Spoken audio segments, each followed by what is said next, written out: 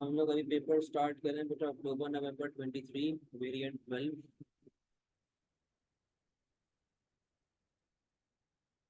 Thursday को आपने class है आपके साथ।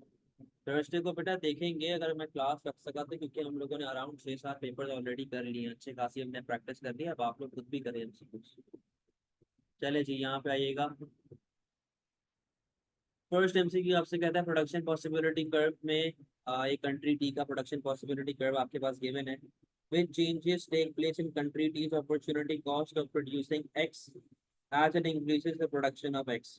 कहता है कि यार हमारे पास कंट्री टी में अपॉर्चुनिटी कॉस्ट कब आएगी, जब हम लोग एक्स को प्रोड्यूस करना स्टार्ट करें, अगर हम लोग एक्स को बढ़ाना स्टार्ट कर दें। ठीक है, तो यहाँ पे जरा देखो भाई। पहला ऑप्शन कहता है कि अपॉर्चुनिटी कॉस्ट आर कांस्टेंट। बेटा ये क्वेश्चन, ये जो पॉइंट है आपका, ये यहीं पे गलत हो जाता है, जहाँ पे वो कहता है opportunity cost are constant. Constant नहीं है, हमारी अपॉर्चुनिटी कॉस्ट इंक्रीजिंग चल रही है। ठीक है, इंक्रीजिंग अपॉर्चुनिटी कॉस्ट चल रही है। सेकंड कहता है कि opportunity cost decrease between point 1 two point 2, point 1 and point 2 के बीच में अपॉर्चुनिटी कॉस्ट डिक्रीज हो रही है। हालांकि अगर मैं यहाँ पे इस तरह एरोज बनाऊं तो बेटा पॉइंट 1 और पॉइंट 2 के बीच में अपॉर्चुनिटी कॉस्ट बढ़ रही है। अगेन वही बात है, इंक्रीजिंग अपॉर्चुनिटी कॉस्ट चल रहा है। वापस से वही बात आ गई, पॉइंट 1 से पॉइंट 2 डिक्रीज हो रही है। ऑप्शन डी कहता है कि opportunity cost is increasing between point 1 and point 2। आप ये देखो, अपॉर्चुनिटी कॉस्ट आपकी इंक्रीज हो रही है। And between point 3 and point 4, और पॉइंट 3 और पॉइंट 4 के बीच में भी आपकी अपॉर्चुनिटी कॉस्ट क्या हो रही है भाई, इंक्रीज होती जा रही है। तो answer is D. What is considered the essential requirement for all enterprises. कहता है कि जितने भी आपके पास एंटरप्राइजेस हैं, सबसे बेसिक रिक्वायरमेंट एंटरप्राइज बनने की क्या होती है, और बहुत सिंपल सी है बेटा। सबसे बेसिक रिक्वायरमेंट होती है कि आपको रिस्क टेकर होना चाहिए, रिस्क टेकिंग एबिलिटी आपके पास होनी चाहिए। ठीक है। A new section of a road is provided toll free by the government. What describes this good? कहता है कि टोल फ्री रोड गवर्नमेंट ने बनाना स्टार्ट कर दी है। तो भाई ये किस तरह क्या डिस्क्राइब होता है इस गुड से? पहली बात कि is it a demerit good? No बेटा, रोड आपका डीमेरिट गुड नहीं होता। Is it a free good? Free good का मतलब होता है वो गुड जिसकी कोई अपॉर्चुनिटी कॉस्ट नहीं होती, और रोड्स की अपॉर्चुनिटी कॉस्ट होती है भाई, आप वहां पे दरख्त वगैरह लगा सकते हैं। Is it a private good? Yes, क्योंकि बेटा ये एक्सक्लूडेबल इन नेचर है, ये राइवलरस इन नेचर है, ये रिजेक्टेबल इन नेचर है। ठीक है। राइवलरस और रिजेक्टेबल कैसे है भाई? मुझे ये रोड इस्तेमाल नहीं करना, मैं नहीं करूंगा, तो प्राइवेट गुड आ गई। ठीक है। तो इसके अलावा क्या कहते हैं वो, राइवलरस, भाई एक रोड में लिमिटेड नंबर ऑफ लेन्स होती है ना, 2 होंगी 4 होंगी, तो 15-20 लेनों का रोड तो नहीं होता। ये मैं क्वेश्चन पहले भी इससे मिलता जुलता करवा चुका हूँ। Answer is C. Is it a public good? बेटा public good non rivalrous, non excludable, non rejectable in nature होता है, और ये कैरेक्टरिस्टिक्स रोड पे मीट नहीं होती। Eastern European nations have changed from planned to market economy. कहता है प्लान्ड इकोनॉमी से आप मार्केट इकोनॉमिक सिस्टम पे जा चुके हैं। Which policy was least likely to have been adopted. कहता है कौन सी पॉलिसी यहाँ पर अडॉप्ट नहीं हुई होगी? बेटा खास तौर पे देखिएगा, आप प्लान्ड से मार्केट इकोनॉमी में जा रहे हैं, आप गवर्नमेंट से फ्री की तरफ जा रहे हैं। ठीक है, आप गवर्नमेंट से फ्री की तरफ जा रहे हैं, यानी कि डिमांड सप्लाई के बेसिस के ऊपर जा रहे हैं। अब देखिएगा, which policy was least likely to have been adopted. कौन सी पॉलिसी सबसे कम यहाँ पे अडॉप्ट हुई होगी? बेटा ये हमारा है अक्टूबर नवंबर 2023 वेरिएंट 12। ठीक है। अच्छा अब यहाँ पे अलाउइंग प्राइसेस टू फ्लक्चुएट। बेटा मार्केट इकोनॉमी में आपके पास प्राइसेस फ्लक्चुएट होती हैं, यस, तो ये तो आपके पास हुआ होगा। Keeping established economic organisations. बेटा इकोनॉमिक ऑर्गेनाइजेशंस का लिंक यहाँ पे गवर्नमेंट की ऑर्गेनाइजेशंस के साथ चलता है, और जब भी आप प्लान से फ्री में जाते हैं, लाजमी नहीं गवर्नमेंट के इदारे सर्वाइव कर सके, तो आप उनको यहाँ से निकाल देते हो। Privatising essential businesses, yes you privatise. Permitting changes in the money supply. बेटा आपके पास जाहिर सी बात है, जब भी एक पूरी इकोनॉमिक सिस्टम ही चेंज हो रहा है, तो आपके पास मनी सप्लाई में भी चेंजेस आ रही होती हैं। तो आंसर यहाँ पे क्या बनेगा? बी बन जाएगा। ठीक है, आगे आए। Rice and pasta are both basic foods in a country. Rice and pasta are both basic foods in a country. How? बेटा माइक माइक अपना बंद करो, इसका माइक अपना बंद।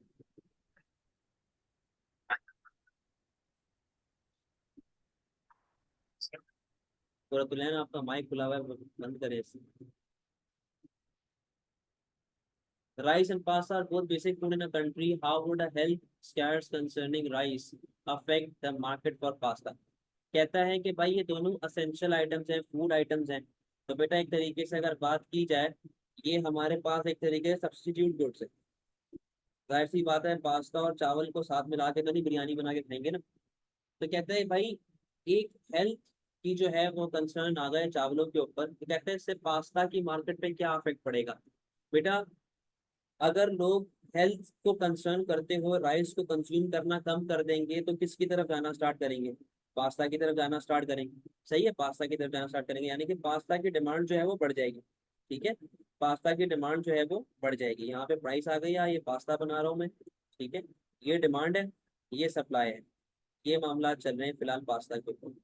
तो अगर लोग राइस को छोड़ के पास्ता पे जाना स्टार्ट करेंगे तो बेटा पास्ता की डिमांड पे क्या इफेक्ट पड़ेगा? पास्ता की डिमांड बढ़ जाएगी फ्रॉम P to D1। सही है, आपके पास पास्ता की प्राइसेस बढ़ गई हैं फ्रॉम P to P1। आपके पास क्वांटिटी बढ़ जाएगी from P to P1।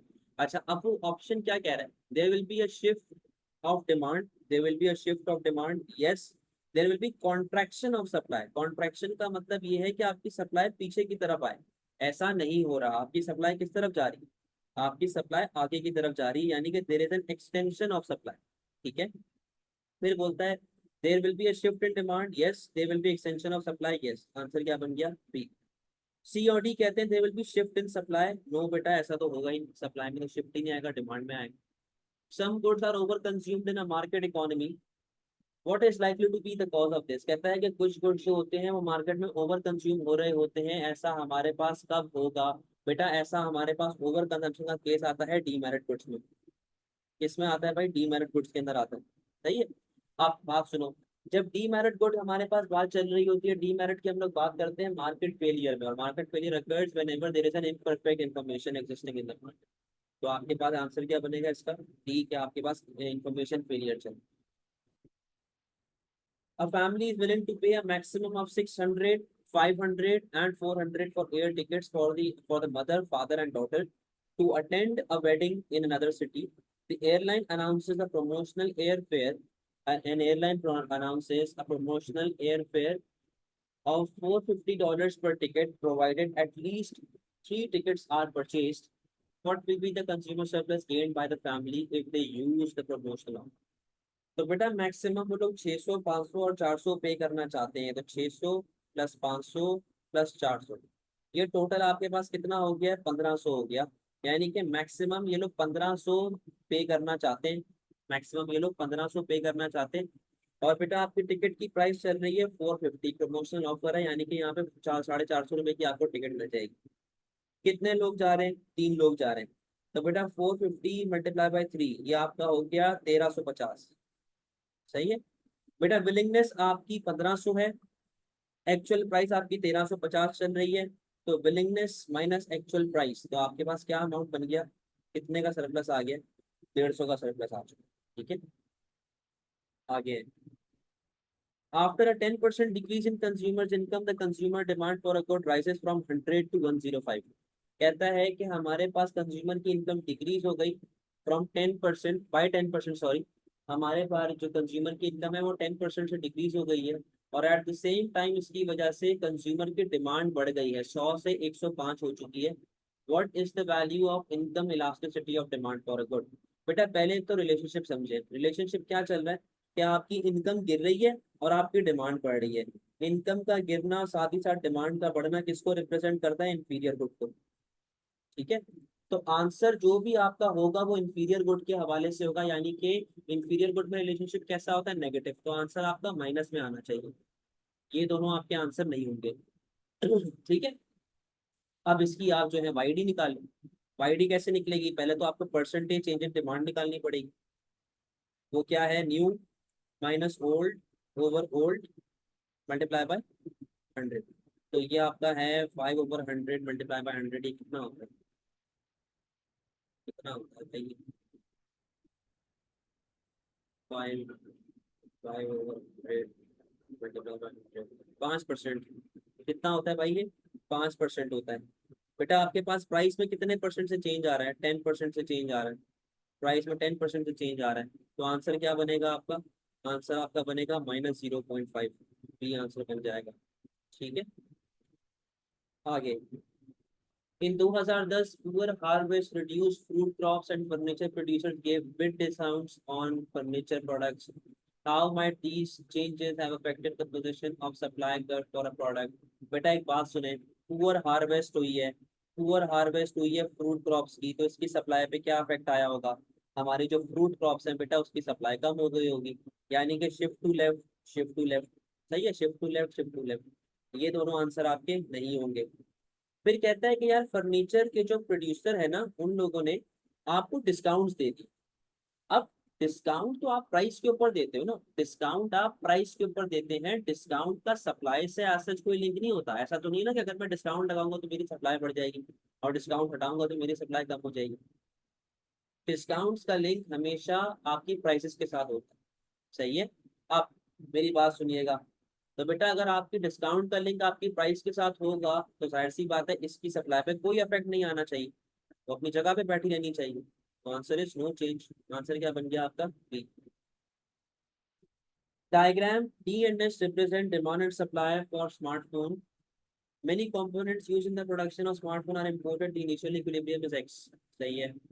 The exchange rate has depreciated at the same time the price of complementary goods decreased. अब यहाँ पे वो कहता है कि बताएं नया इक्विलिब्रियम किधर आएगा। मैं यहाँ पे बना लेता हूँ अलग से, प्राइस क्वांटिटी।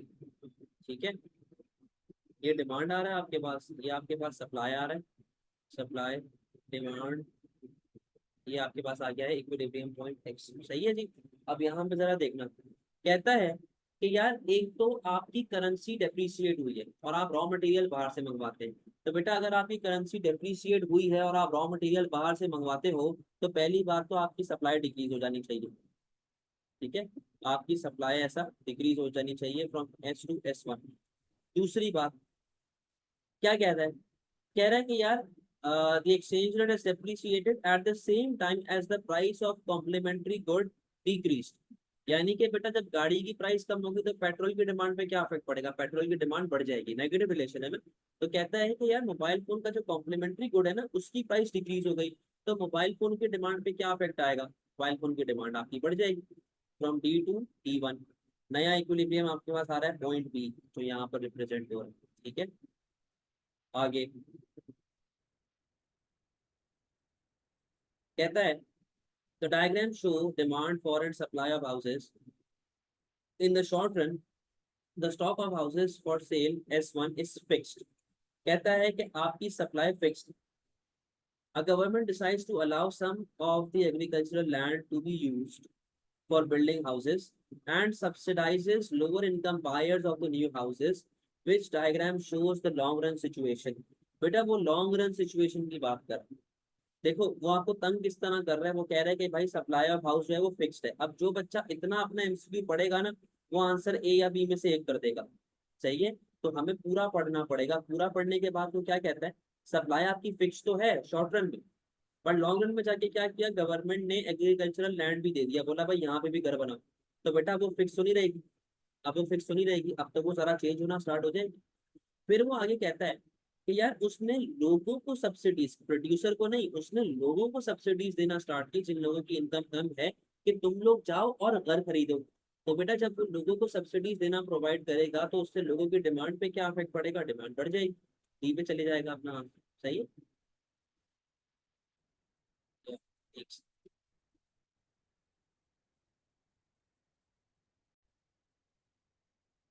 चलो आगे बढ़ते हैं भाई। 12, ये इक्वेशन वाला एमसीक्यू है, इसके अंदर आपको कैलकुलेशन करनी पड़ेगी, तो भाई कैलकुलेटर्स लेके जाना लाजमी। आइएगा और पेंसिल लेके जाना, पेंसिल से मार्क करते हैं बबल शीट को। 12 पे आइएगा। The equation for the quantity demanded QD for a product is, ये आपको इक्वेशन दी हुई है, where the price is P, the quantity supplied QS is given by QS is equals to, ये आपको दिया हुआ है, what change will occur if the price rises from $5 to $6। बेटा 12 के अंदर वो क्या बोलता है कि आपको ऑलरेडी उसने प्राइसेस दी हुई है, मुझे लगा कि प्राइसेस नहीं दी हुई है, ऑलरेडी उसने आपको प्राइसेस दी हुई, $5 और $6। तो आप ये देखो पहले आपके पास इक्विलिब्रियम बन रहा है कि नहीं बन रहा। तो 20p में आप p की जगह पे 5 रख के देखें तो ये क्या बन जाएगा, 400 माइनस 100, 20 मल्टीप्लाई p कितना होता है 100, तो आपके पास डिमांड कितनी आ गई 300 की। इसी तरह सप्लाई के ऊपर भी आप 5 रख के देखें, सप्लाई के ऊपर भी 5 रख के देखें, तो 100 प्लस 40 मल्टीप्लाई बाय 5 कितना होता है 200, तो ये कितना हो गया 300। तो बेटा फिलहाल डिमांड और सप्लाई दोनों बराबर, फिलहाल आपकी डिमांड और सप्लाई दोनों क्या है, बराबर है, आपके पास इक्विलिब्रियम बन। कहता है कि अगर आपकी प्राइस $5 से $6 चली जाती है तो आपके पास मार्केट में क्या होगा। तो डिमांड की इक्वेशन हमारे पास क्या चल रही है, demand is equals to 400 minus 20 multiply by 6। सही है, मैंने पी की जगह पे 6 लिख दिया। तो 400 माइनस 120 ये कितना हो गया 280। आपके पास डिमांड आ रही है 280 की। इसको अगर मैं सप्लाई की जगह पे पुट करूं तो सप्लाई की इक्वेशन आपके पास है 100 प्लस 40 मल्टीप्लाई बाय 6। ठीक है, 40 मल्टीप्लाई बाय 6। तो ये आपके पास क्या हो गया 100 प्लस 240। 100 प्लस 240 कितना होता है 340 होता है। तो बेटा अब यहाँ पे अगर आप देखो आपकी डिमांड 280 की आ रही है और आपकी सप्लाई 340 की आ रही है, यानी कि आपके पास supply is greater than demand. तो मार्केट में क्या चल रहा है, सरप्लस चल रहा है। तो आप पहले इक्विलिब्रियम पे थे, अब आप इक्विलिब्रियम से किधर आ गए हो, सरप्लस पे आ गए हो। तो आप यहाँ पे देखें कहाँ पर ऐसा ऑप्शन आ रहा है, वो है यहाँ पे, market will move from equilibrium to surplus. आगे आओ। What is the most likely cause of the continuous increase in price of famous painting by now dead artist? कहता है एक आर्टिस्ट है जो मर चुका है। इस तरह हमारे पास वो होते थे लियोनार्डो डा विंची और ये सारे मोनालिसा वगैरह की जो आर्ट वर्क है। कह रहा है कि भाई ये जो है ना, ये इनकी प्राइसेस क्यों बढ़ती रहती हैं जैसे जैसे हमारे पास वक्त गुजरता रहता है। बेटा लोग इसको खरीदते हैं क्योंकि ये एक एसेट होता है, ये एक एसेट है। समझ रहे बात को, आपने खुद भी एक चीज देखी होगी, गाड़ी जितनी एंटीक होती रहती है उसकी कीमत उतनी बढ़ती रहती है। यानी कि अगर कोई 1900 से आगे की गाड़ी है, मतलब 1950 की फॉर एग्जाम्पल समझ लो या 1940 की समझ लो, जो पुरानी पुरानी गाड़ियां होती हैं उनकी वैल्यू वक्त के साथ साथ बढ़ती रहती है क्योंकि वो एक एसेट है, वो एक एप्रिसिएटिंग एसेट है। समझ गए हैं बात को। What is most likely to be regressive. बेटा रिग्रेसिव आपको पता है जो सेल्स टैक्स इनडायरेक्ट टैक्स होता है, तो यहाँ पर सिंपल कॉर्पोरेट टैक्स या आपका डायरेक्ट टैक्स होता है। स्टेट पेंशन ट्रांसफर पेमेंट होती है, अनएम्प्लॉयमेंट बेनिफिट ट्रांसफर पेमेंट होती है। तो आंसर क्या बचा आपके पास C. Sir but doesn't C make more sense 13 में। The totally inelastic supply of famous paintings by dead artist. बेटा टोटली इन इलास्टिक तो नहीं है ना, उस बापे ने कितनी आर्टिस्ट कितने आर्ट वर्क बनाए होंगे, उनमें से कुछ चंद एक ही फेमस होते हैं ना। अब उस बापे ने जो जो हर कोई तो नहीं फेमस हो रहा, मोनालिसा जिसने भी बनाई है उसका सिर्फ एक मोनालिसा ही फेमस हुई है, कोई चंद एक आर्ट और फेमस हुए होंगे, तो टोटली इनलास्टिक सप्लाई तो नहीं होगी ना यहाँ। टोटली इनलास्टिक का मतलब perfectly inelastic. What is necessary for an action to be classed as transfer payment. बेटा ट्रांसफर पेमेंट में आपको बदले में कोई सर्विस प्रोवाइड नहीं करनी पड़ती। तो it must include cash payment, not necessary. It must include bank transaction, not necessary. It must originate from government activity. No बेटा घर वाले भी जब आपको पैसे देते हैं, ऐसी पॉकेट मनी देते हैं, वो भी ट्रांसफर पेमेंट है। It must relate to non productive activity, मतलब ऐसा नहीं कहेगा चलो भाई अब काम करो या नाच के दिखाओ जब ईदी मिलती है। Government imposes specific indirect tax of $1 on each unit of goods sold। कहता है स्पेसिफिक इनडायरेक्ट टैक्स हमने लगा दिया $1 का हर यूनिट के ऊपर। How does the imposition of the tax shift the demand or supply curve for a good। कहता है बेटा उसने गुड्स के ऊपर लगाया है $1 का टैक्स, तो ये आपका इनडायरेक्ट टैक्स है, ये आपका इनडायरेक्ट टैक्स है। तो इससे किस पे अफेक्ट आता है, इससे आपके पास सप्लाई पे अफेक्ट आता है। और स्पेसिफिक टैक्स लगा रहे हैं, तो स्पेसिफिक टैक्स लगाने का मतलब क्या है कि इक्वल अमाउंट से हर जगह पे शिफ्ट आएगा, तो बराबर का हमारे पास ऐसा ही गैप आ रहा होगा सप्लाई एस और एस वन के बीच में।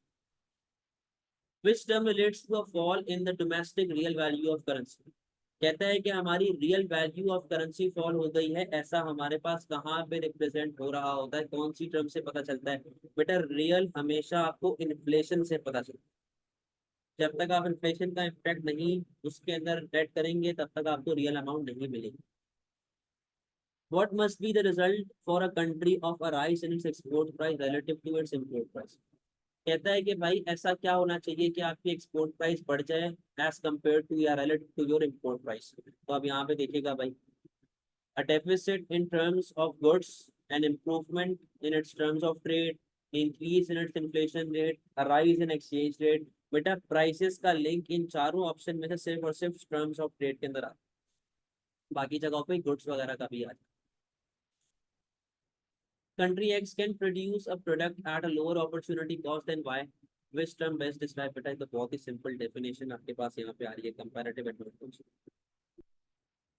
For a given year economy X publishes the following, आपका जीडीपी है, factor income earned by residents of economy X working in a foreign country, factor income earned in economy X by non residents, what is the size of GNI of country X. बेटा GNI gross national income, यानी कि इसके अंदर आपके पास GDP plus कितना पैसा मुल्क में आया माइनस कितना पैसा मुल्क से गया, ये सब रिकॉर्ड हो रहा हो। 100 आ गया आपके पास। फिर कहता है कि यार हमारे कुछ लोग हैं जो बाहर बैठे हुए हैं और हमें पैसे भेजते हैं, कितना पैसा भेज रहे हैं, 10 रुपया भेज रहे हैं हर महीने, तो 10 रुपया ऐड हो गया।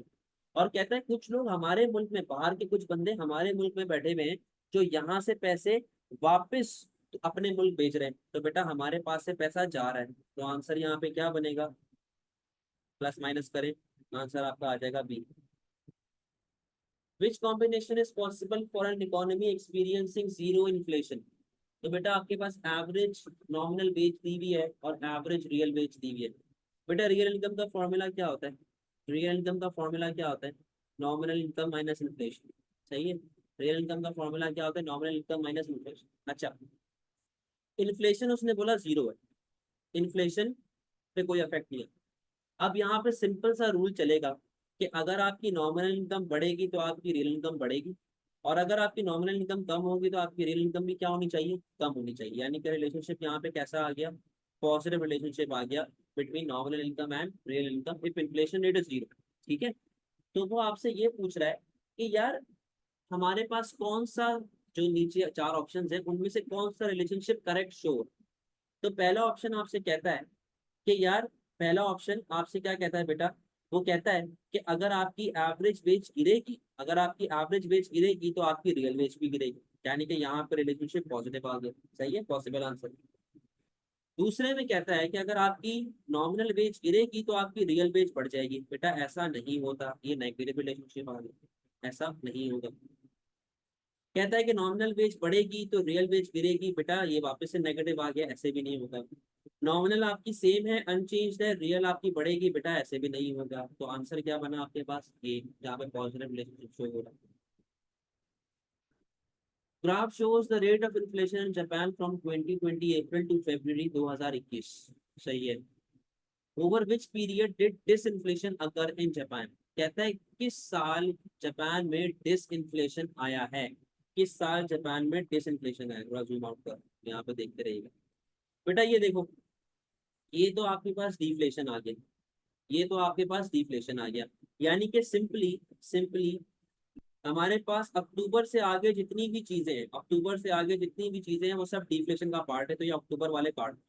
ठीक है, आंसर आपका ए या बी में से एक। अब वो कह रहा है कि यार जुलाई से लेके, यानी कि यहाँ से लेके जुलाई से लेके फरवरी तक, जुलाई से लेके फरवरी तक, या फिर जुलाई से लेके सितंबर तक, कहाँ पर डिसइंफ्लेशन आ रहा है। बेटा जुलाई से लेकर सितंबर तक आपका डिसइंफ्लेशन आता है, क्योंकि मैं जब इस पोर्शन में जाता हूँ तो मैं डिफ्लेशन में चला जाता हूँ। ये भी कटा, तो आंसर क्या बन गया आपके पास, B। सही है, आगे आओ। Diagram shows three production possibility curve for a country labeled 3 to 1. The original PPC for the country is 2। कहता है हम लोग 2 पे बैठे हुए, सही, 2 पे बैठे हुए। Country experiences a fall in its working population and then this is followed by a long period of recession. If an increase in GDP takes place, if an increase in GDP takes place, what is the increase in production? कहता है अगर आपके पास GDP बढ़ जाता है तो आपके पास क्या प्रोडक्शन पे चल रहा होगा वहाँ। अब देखो हम लोग टू पे बैठे, टू के अंदर वो पहले तो आपसे बात करता है कि आपकी वर्किंग पॉपुलेशन कम हो गई जिसकी वजह से आपका पोटेंशियल पीछे आएगा, आप डी से किधर आ जाओगे, एस पे। सही है। फिर कहता है कि आपके पास रिसेशन आया, रिसेशन आने का मतलब क्या है कि आपका एग्रीगेट डिमांड फॉल हो रहा है। एग्रीगेट डिमांड फॉल होने का मतलब क्या है, एग्रीगेट डिमांड फॉल होने का मतलब क्या है कि आपका एक्चुअल फॉल हो रहा है, आपका एक्चुअल फॉल हो रहा है। एग्रीगेट डिमांड फॉल होने का मतलब क्या है कि आपका एक्चुअल फॉल हो रहा है और आप एस से आर की तरफ आ रहे हैं। ठीक है, आप एस से आर की तरफ। अब वो कहता है कि बेटा अगर आपका जीडीपी बढ़ जाता है, आप अभी किधर बैठे हुए हो, अभी आप बैठे हुए हो आर पे। कहते हैं कि अगर आपका जीडीपी बढ़ जाता है तो आपके पास क्या अफेक्ट आएगा। तो बेटा जब जीडीपी बढ़ता है तो आपके सिर्फ और सिर्फ एक्चुअल पे अफेक्ट आएगा। ठीक है, और आपका आर जो है वो वापस से ऐसे आगे जाना शुरू करेगा, तो आप किधर आ जाएंगे, आर से S. Government increases the rate of income tax, बेटा गवर्नमेंट ने इनकम टैक्स बढ़ा दिया, इनकम टैक्स बढ़ने से आपकी डिमांड पे क्या इफेक्ट आएगा, आपकी डिमांड फॉल हो जाएगी। What is the effect in the short run on the aggregate demand curve or the aggregate supply curve? बेटा अगर गवर्नमेंट इनकम टैक्स बढ़ाएगा तो आपके एग्रीगेट डिमांड कर्व कम होगा ना यार, सिंपल सी बात है, लेफ्ट की तरफ आएगा। A country's current account deficit is larger this year than last। ठीक है, पहले के मुकाबले में आपका करंट अकाउंट डेफिसिट बढ़ गया। What is the most likely reason for this increase? कहता है कि आपका डेफिसिट कैसे बढ़ सकता है। बेटा डेफिसिट बढ़ने की एक ही सूरत है, या तो आपकी इंपोर्ट जो है वो बढ़ जाए, या फिर आपका एक्सपोर्ट जो है वो कम हो जाए। दो सूरतें, सॉरी दो सूरतें, या तो एक्सपोर्ट गिर जाए या तो इंपोर्ट बढ़ जाए। तो कहता है भाई कौन सा ऑप्शन यहाँ पे होना चाहिए, demand for domestically produce goods has risen. बेटा अगर आपकी डोमेस्टिकली मैन्युफैक्चर गुड की डिमांड बढ़ेगी तो उससे आपका इंपोर्ट फॉल होगा, हमारे यहाँ पे इंपोर्ट बढ़ रहा है, गलत option. Domestic inflation has risen faster than the inflation in its major trading partners. Yes, possible answer, क्योंकि बेटा जब हमारे पास इन्फ्लेशन आती है तो अपनी एक्सपोर्ट प्राइस बढ़ेगी, जिसकी वजह से अपने एक्सपोर्ट की क्वांटिटी फॉल हो जाएगी, और जब एक्सपोर्ट की क्वांटिटी फॉल होगी तो ये कंडीशन मीट हो रही है यहाँ। ठीक है, डोमेस्टिक अनएम्प्लॉयमेंट हैज रिजन, उससे इंपोर्ट एक्सपोर्ट पे कोई फर्क नहीं पड़ता। एक्सचेंज रेट हैज डेप्रिसिएटेड, बेटा एक्सचेंज रेट जब डेप्रिसिएट होता है ना उससे आपका एक्सपोर्ट बढ़ता है, तो हमारा बैलेंस ऑफ ट्रेड सरप्लस जाना चाहिए, ना कि डेफिसिट हो। तो answer is B. Which supply side measure is most likely to produce short run growth in a country's aggregate supply? कहता है कि फॉरेन से हमारे पास शॉर्ट रन में कौन सी सप्लाई साइड मेजर काम करेगा, ईजिंग ऑफ कंट्रोल्स ऑफ आई वाला इमिग्रेशन ऑफ वर्कर्स। बेटा अगर आप आई वाला इमिग्रेशन को हटा देते हैं या कम कर देते हैं रिस्ट्रिक्शंस को, तो गोरा ज्यादा आपके मुल्क में काम करने आएगा, तो आपके मुल्क में पॉपुलेशन बढ़ेगी, जिससे आपकी एग्रीगेट सप्लाई बढ़ने के चांसेस हैं। पॉसिबल आंसर है एक्सपेंडिचर ऑन एजुकेशन। बेटा ये लॉन्ग टर्म काम है, ये है supply side he but long term है। एक्सपेंडिचर रिसर्च डेवलपमेंट, अगेन बेटा ये भी लॉन्ग टर्म है। प्राइवेटाइजेशन ऑफ पब्लिक यूटिलिटीज, बेटा प्राइवेटाइजेशन ऑफ पब्लिक यूटिलिटीज के अंदर जब आप कर रहे होते तो इसके अंदर भी थोड़ा सा वक्त लग जाता है, फौरन से ये काम नहीं होता क्योंकि उसको सेट करने में टाइम लगता है। तो answer is A. Which tax में government use to reduce inequality? कहता है इनइक्वालिटी कम करने के लिए गवर्नमेंट कौन सा टैक्स लगा सकता है। तो बेटा आप लोगों ने ये चीज बहुत डिटेल में पढ़ी हुई है, रिड्यूस इनइक्वालिटी ऑफ इनकम। तो प्रोग्रेसिव टैक्सेस यहाँ पर बेस्ट फॉर्म ऑफ टैक्सेस होते हैं टू रिड्यूस इनइक्वालिटी, के अमीर से पैसे लें गरीब पे स्पेंड करते रहे। A foreign government pays a UK university to educate its students। कहता है कि भाई एक गवर्नमेंट है, फॉर एग्जांपल चलो यूएसए की मिसाल ले लो, कि यूएसए की गवर्नमेंट है, उसने यूके की यूनिवर्सिटीज को पैसे दिए कि तुम हमारे बच्चों को पढ़ाओ। How would this be recorded on the balance of payment current account of the UK? कहता है यूके के बैलेंस ऑफ पेमेंट में किस तरह रिकॉर्ड होगा।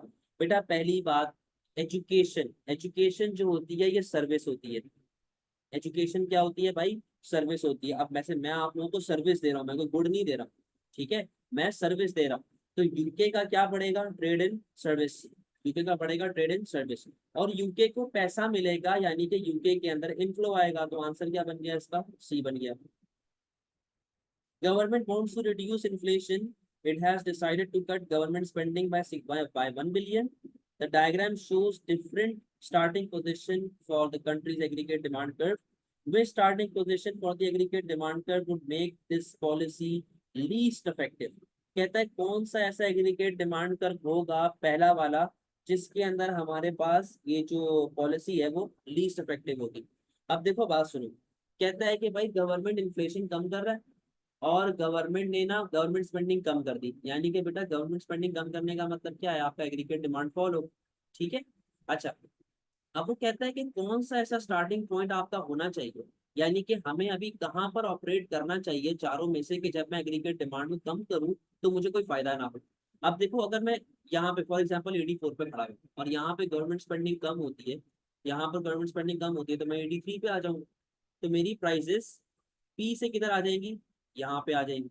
तो बेटा इसमें तो फायदा हो रहा है, मेरी प्राइसेस कम हो रही है, तो AD4 आंसर नहीं होगा क्योंकि उसने क्या पूछा हुआ है, लीस्ट अफेक्टेड। अच्छा, अब फॉर एग्जाम्पल मैं AD3 पे खड़ा हूँ, AD3 पे ये प्राइस लेवल चल रही है, AD3 से AD2 पे आ जाऊंगा तो बेटा प्राइसेस कम हो गई, इसमें भी मुझे फायदा हो रहा है, ये भी ऑप्शन नहीं होगा। AD2 पे खड़ा हूँ, ये प्राइस चल रही है, AD2 से मैं AD1 पे आ जाऊंगा, थोड़ी सी प्राइसेस कम हो रही है बट प्राइसेस फिर भी कम हो रही है तो मुझे फायदा हो रहा है, ये भी ऑप्शन नहीं होगा। मैं AD1 पे खड़ा हूँ, AD1 पे बेटा ये प्राइस लेवल चल रही है मेरे पास, ये जो इक्विलिब्रियम आ रहा है ना, ये प्राइस लेवल चल रही है।